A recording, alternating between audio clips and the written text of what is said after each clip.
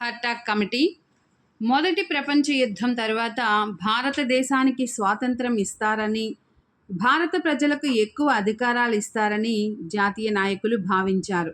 కానీ బ్రిటిష్ ప్రభుత్వం అలా చేయలేదు. పైగా భారత ప్రభుత్వ చట్టం 1919ని రూపొందించింది.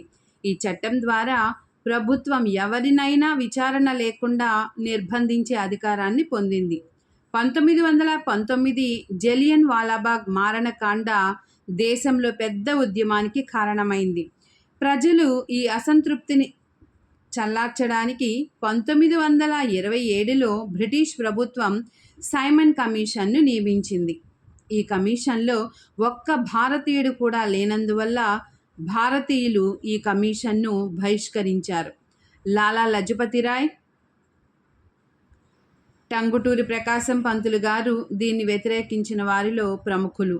ఈ సైమన్ కమిషన్లో ఒక సభ్యుడు ఢాకా విశ్వవిద్యాలయ మాజీ ఉపకులపతి అయిన ఫిలిప్ హార్టాగ్ అధ్యక్షతన భారతదేశంలో విద్యా వ్యాప్తి గురించి చేపట్టవలసిన చర్యల గురించి ఒక కమిటీని 1929లో నియమించింది.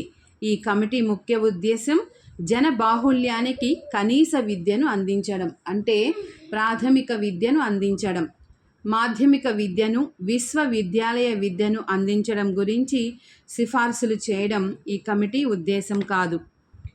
ఇప్పుడు మన హర్టాగ్ కమిటీ 1929లో బిట్స్ ప్రిపేర్ చేసుకుంటున్నాం ఫ్రెండ్స్. ప్రతి లైన్ చదివి బిట్స్ చూద్దాము.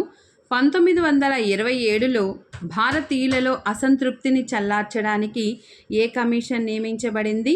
Simon commission. 1927లో భారతీయులలో అసంతృప్తిని చల్లార్చడానికి సైమన్ కమిషన్ను నియమించబడింది. ఆనాటి విద్యా విధానాలపై కాంగ్రెస్ చేపట్టిన ఉద్యమ ఒత్తిడికి తట్టుకోలేక సైమన్ కమిషన్ సభ్యుల్లో ఒకడైన సర్ ఫిలిప్ హార్టాగ్, పేరు సర్ ఫిలిప్ హార్టాగ్ అధ్యక్షతన ఒక ఉపసంఘం ఏర్పాటు చేయబడింది. అతని పేరు సైమన్ కమిషన్ సభ్యుల్లో ఒకడి పేరు సర్ ఫిలిప్ హార్టాగ్. ప్రాథమిక విద్యా ప్రగతికి ఆటంకం కలిగిస్తున్న సమస్యలను గుర్తించి విద్యా పరిస్థితులను సమీక్షించి సూచనలు ఇవ్వడం కోసం ఏర్పాటు చేయబడిన ఉప కమిటీయే హార్టాగ్ కమిటీ. ఉప కమిటీయే హార్టాగ్ కమిటీ. గతంలో హార్టాగ్ కలకత్తా, ఢాకా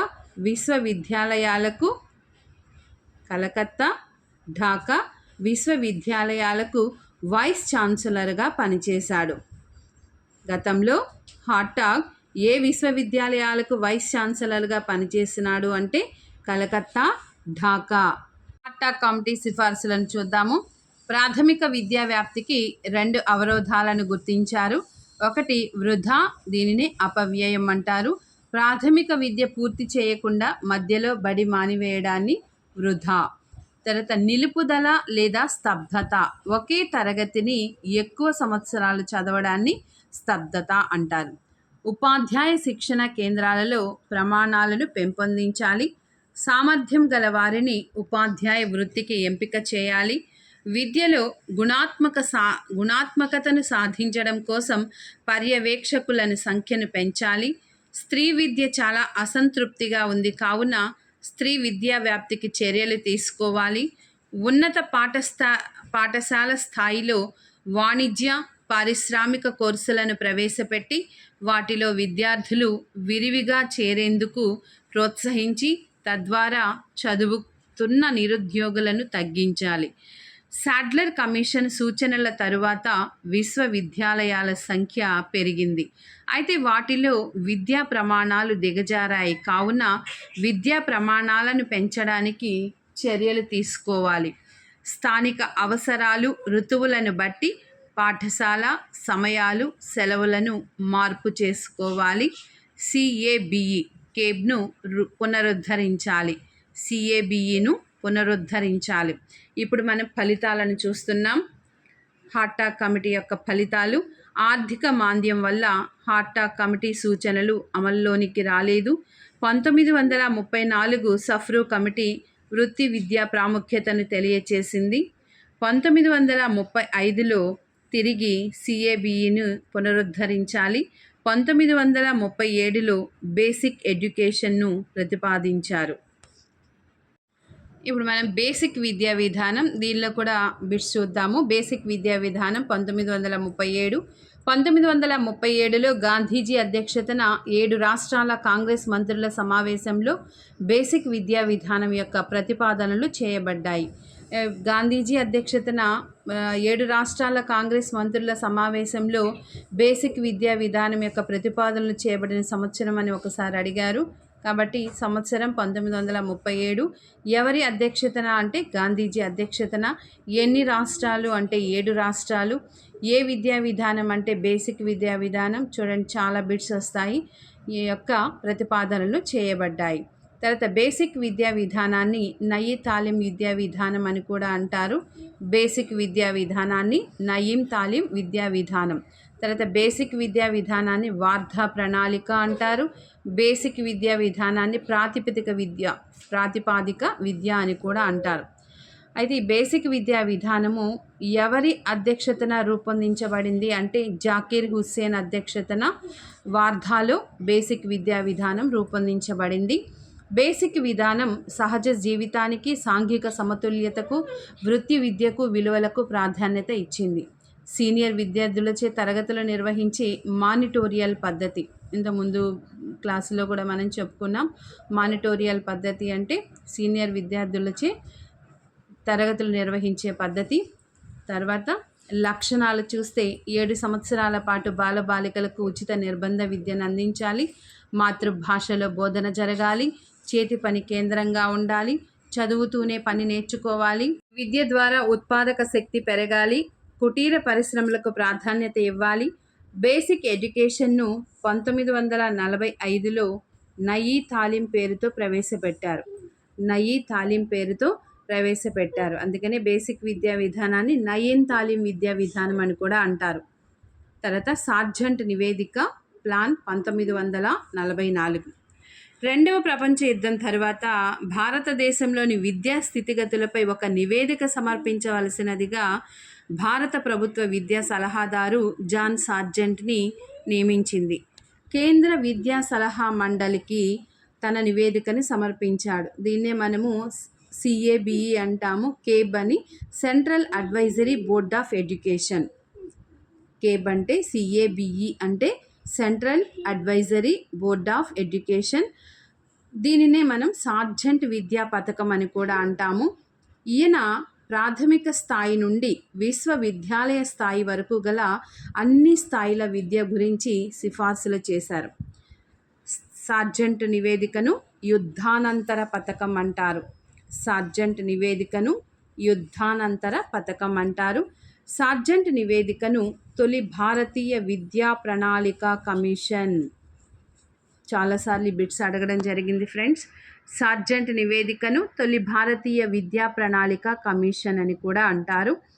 1939, 1944 ఈ మధ్య కాలాన్ని దేశ విద్యా చరిత్రలో చీకటి కాలంగా పేర్కొంటారు.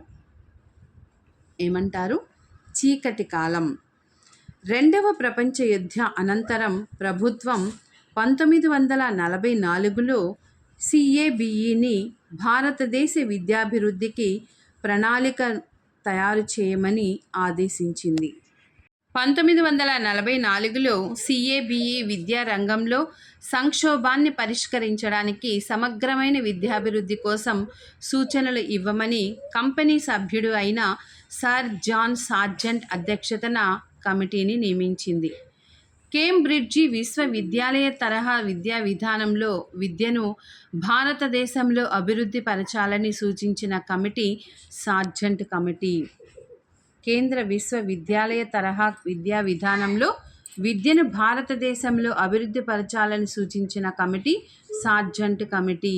1939 నాటికి ఇంగ్లాండులో సంవత్సరానికి ప్రతి వ్యక్తిపై ₹33.20 ఖర్చు చేస్తుండగా అదే సమయంలో భారత్లో 89 పైసలు మాత్రమే ఖర్చు చేయడం వల్ల ఇంగ్లాండ్ స్థాయికి భారతదేశం చేరుకోవడానికి 40 సంవత్సరాల సమయం పడుతుందని భావించారు.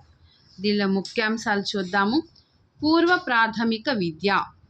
అంటే 3 నుంచి 6 సంవత్సరాల లోపు ఉన్న పిల్లలకు పూర్వ ప్రాథమిక విద్యను అందించాలి.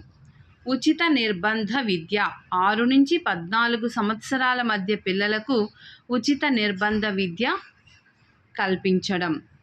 తర్వాత మాధ్యమిక విద్య ఎంపిక చేసిన 11 నుంచి 17 సంవత్సరాల పిల్లలకు 6 సంవత్సరాల పాటు ఉన్నత పాఠశాల విద్యను ఏర్పాటు చేయడం. తర్వాత ఉన్నత విద్య హయ్యర్ సెకండరీ తర్వాత 3 సంవత్సరాల డిగ్రీ విద్యకు అందించాలి. వయోజన విద్య 10 నుంచి 40 సంవత్సరాల మధ్య గల వారికి నిరక్షరాస్యతను నిర్మూలించడం జరగాలి.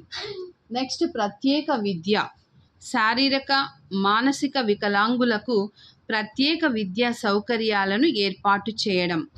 ఇంటర్ విద్య ఇంటర్మీడియట్ కోర్సును తీసివేసి మొదటి సంవత్సరాన్ని ఉన్నత పాఠశాలలకు, 2వ సంవత్సరాన్ని డిగ్రీ తరగతులకు చేర్చాలి.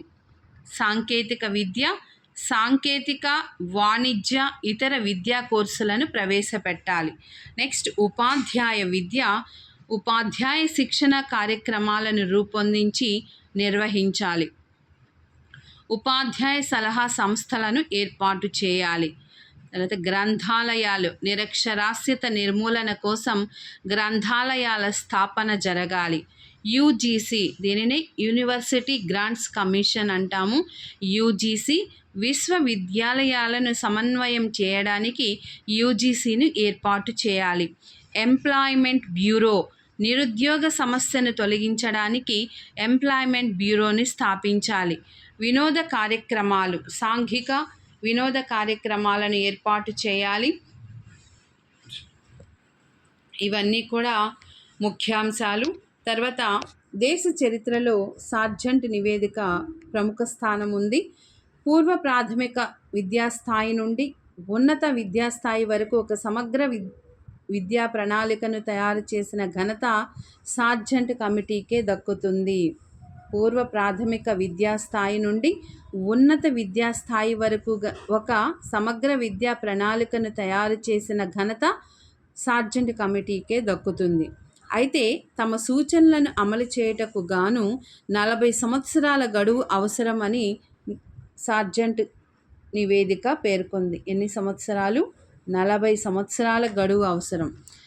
భారతీయులను విద్యావంతులు చేయాలన్న చిత్తశుద్ధి బ్రిటిష్ ప్రభుత్వానికి లేదని సార్జెంట్ నివేదిక నిగ్గు తేల్చిందని నెహ్రూ విమర్శించారు. కాగా సార్జెంట్ నివేదికలో ప్రధాన సూచనగా పేర్కొనబడిన సార్వజనీన నిర్బంధ ఉచిత నిర్బంధ ప్రాథమిక విద్య ఈనాటికి పరిష్కారం కాలేదు. సార్జెంట్ నివేదిక పెట్టిన గడువు 1984 అప్పటికి పూర్తయింది. సార్జెంట్ నివేదిక పెట్టిన గడువు కూడా పూర్తయింది. ఏ సంవత్సరం అంటే 1984.